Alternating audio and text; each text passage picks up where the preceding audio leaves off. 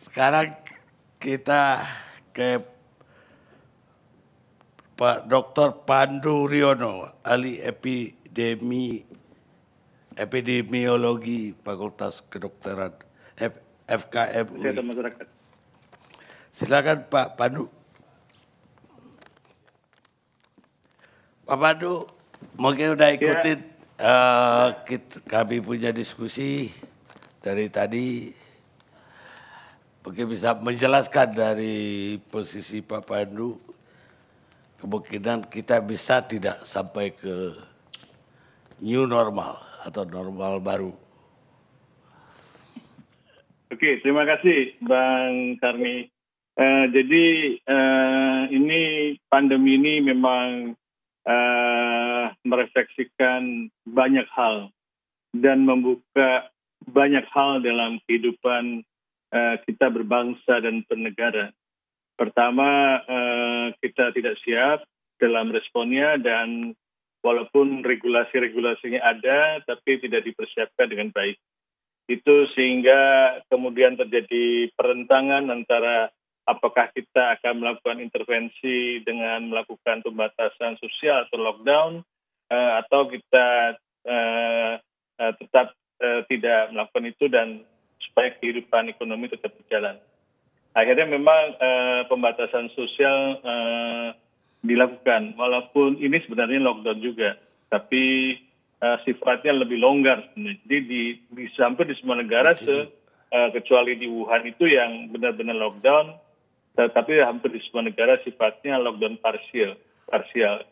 Jadi memang pasti akan memberikan dampak dalam kehidupan ekonomi, terutama masyarakat. Nah ini yang menjadi keprihatinan kita. Kita harus melakukan mitigasi dalam bidang public health, kesehatan publik, dan juga melakukan mitigasi dampak dari intervensi kita dalam kehidupan ekonomi dan dalam kehidupan sosial dan kehidupan psikologis. Ini yang menjadi penting, yang kita harus antisipasi. Dan sebenarnya tidak perlu dipertentangkan apakah ekonomi ataukah public health, gitu kan. Tapi narasi-narasinya itu kelihatannya lebih kuat di ekonomi.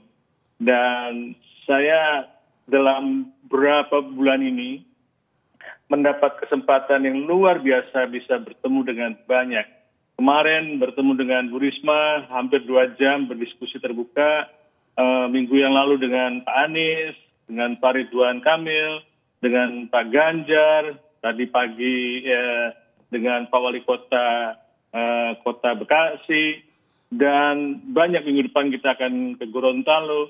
Jadi menjelaskan tentang pandemi ini gimana, dan karena banyak ketidakmengertian baik di kalangan teman-teman yang menjabat sebagai pemerintah daerah maupun juga beberapa menteri dalam kabinet pun tidak menyadari bagaimana dahsyatnya ini. Hampir waktu selama bulan puasa kita habis sahur tuh berdiskusi dengan Pak Soeharto, dan menurut saya luar biasa. Dan sekarang hampir tiap minggu saya melakukan kegiatan diskusi berkala dengan teman-teman dan KSP karena meminta saya sebagai fasilitator menghimpun masukan-masukan dari semua pakar bidang psikologi dan sebagainya.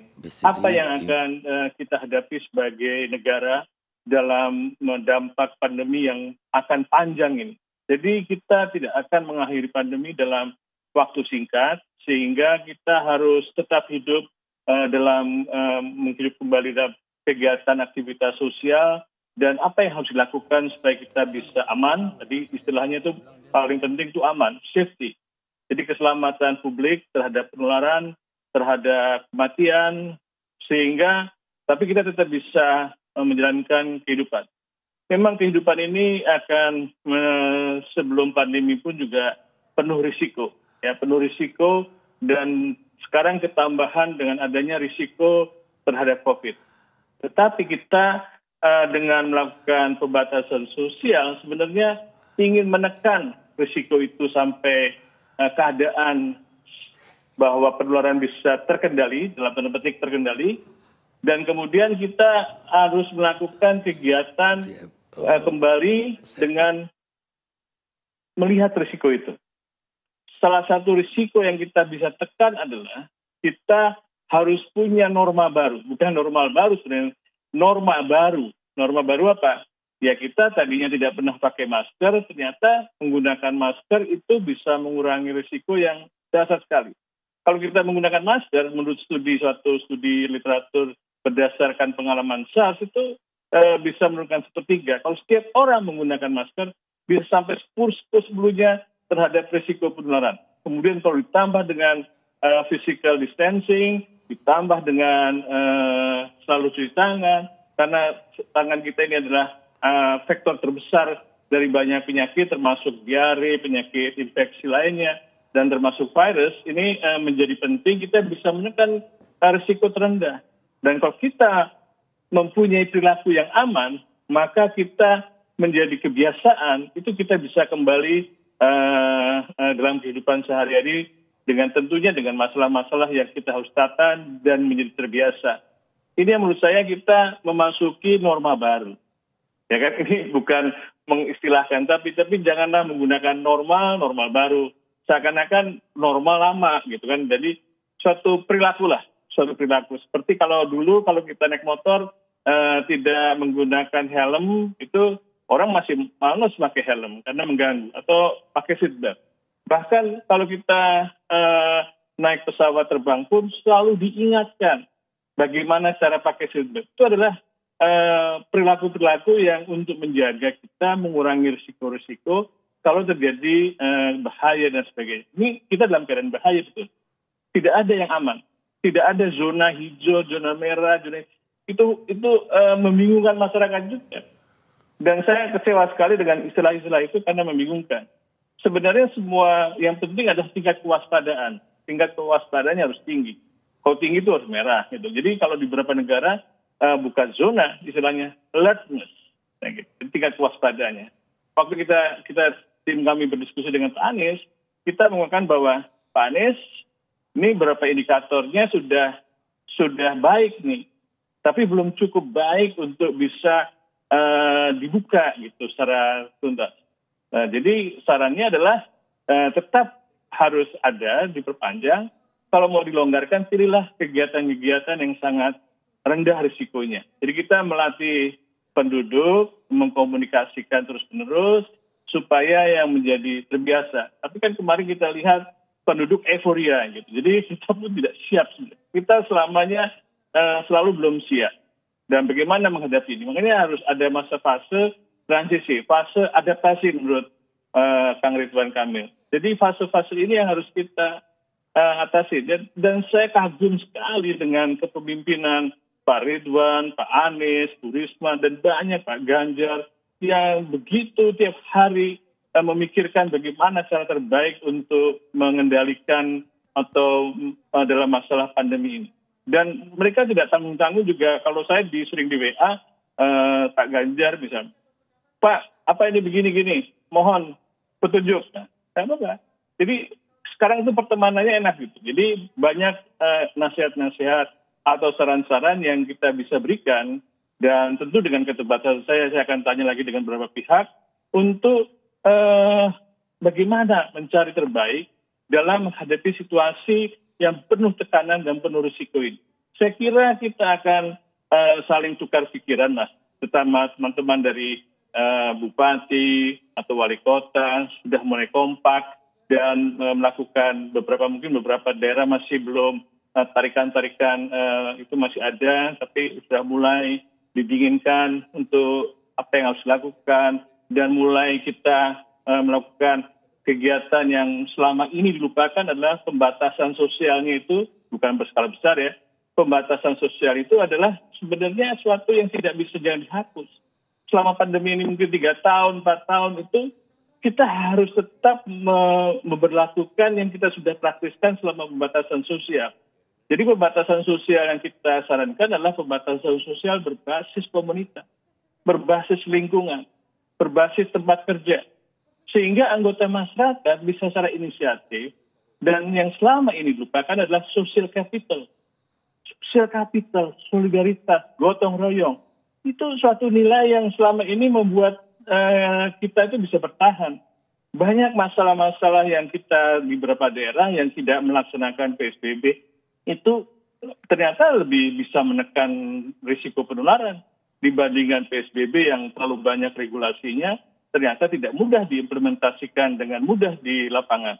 Ini menurut saya kemarin Pak Anies sudah mulai berbasis RT, RW, dan di Jawa Tengah sudah berbasis desa, juga di Jawa Barat sudah mungkin menggunakan istilah pembatasan sosial mikro, dan di Surabaya yang menggunakan kampung Wani Jogo Surabaya, gitu kan. Jadi kampung tangguh, kampung tangguh Jogo Surabaya, di mana itu masyarakat diajak sejak awal seharusnya menghadapi pandemi ini harusnya sudah mulai mengajak masyarakat, karena masyarakat ini yang sebagai garda terdepan. Saya masih ingat sekali ada tulisan di buku pedoman WHO yang bukunya sudah lama sekali tentang bagaimana menghadapi outbreak, wabah, pandemi. Yang waktu saya pelajari waktu saya aktif di flu burung, itu adalah the society is the front line. Ya, jadi the front line dan seterusnya. Jadi itu terlupakan bahwa semangat untuk memulai mengajak masyarakat itu terlupakan. Dan untuk yang sederhana saja, misalnya menggunakan masker, tidak ada komunikasi untuk mengubah perilaku.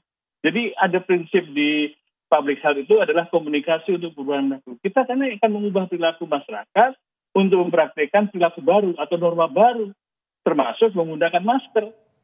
Nah ini perlu juga. Dan saya beberapa teman akhirnya mengambil inisiatif, kita akan melakukan kampanye pakai masker. Kita akan kampanye pakai masker. Di mana? Kita mulai masuk di pasar tradisional. Karena pasar tradisional selama ini tidak tertata. Tidak terlupakan. Kalau untuk mengatur mall, mengatur itu lebih mudah. Tapi pasar tradisional di mana masyarakat berinteraksi, itu terlupakan. Tidak terlupakan, tidak ada dalam pedomannya, tidak ada dalam ininya. Dan kita mau mengisi. Kita tahu pemerintah itu mempunyai keterbatasan. Mau mengerahkan polisi, mau mengerahkan tentara, mengerahkan Satpol PP, nggak bisa. Karena ini harus perilaku yang mungkin tumbuh dari masyarakat itu. Dia menyadari kenapa harus pakai masker, kenapa dia harus cuci tangan, kenapa dia harus menjaga jarak, dia harus tahu alasannya. Nah komunikasi ini nggak pernah sampai ke masyarakat dengan bahasa-bahasa yang mudah dipahami. Dan ini adalah konsep komunikasi untuk perubahan perilaku. Komunikasi publik. Ya, kan ini kita akan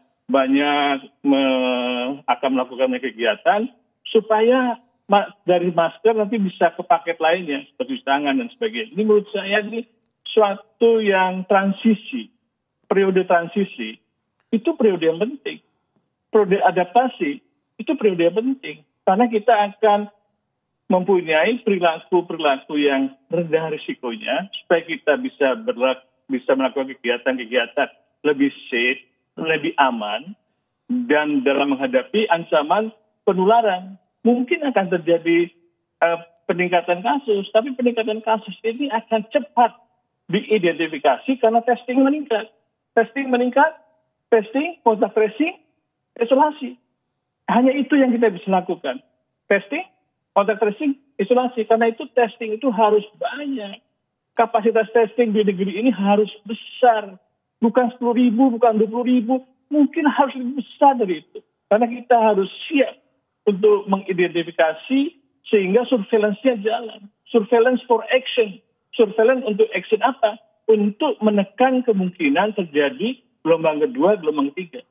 Nah ini yang menurut saya pemerintah menyiapkan ini, masyarakat bergerak untuk mengubah perilakunya, jadi masyarakat punya tanggung jawab dan terus melakukan edukasi, mengingatkan dan seterusnya, sehingga di masa pandemi yang panjang ini, mungkin 2-3 tahun mendatang atau mungkin sampai 5 tahun, kita nggak tahu, itu akan menjadi kehidupan yang kita hadapi virus ini, corona ini, kita bisa atasi, kita bisa tekan supaya tidak menjadi masalah besar dalam kehidupan kita melakukan kegiatan-kegiatan sehari-hari sampai kita menemukan vaksin. Walaupun kita menemukan vaksin, itu juga masih ada masalah.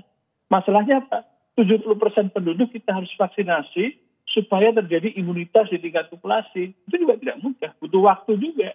Apalagi kalau vaksinnya susah gitu, harus rantai dingin, harus dingin dan sebagainya.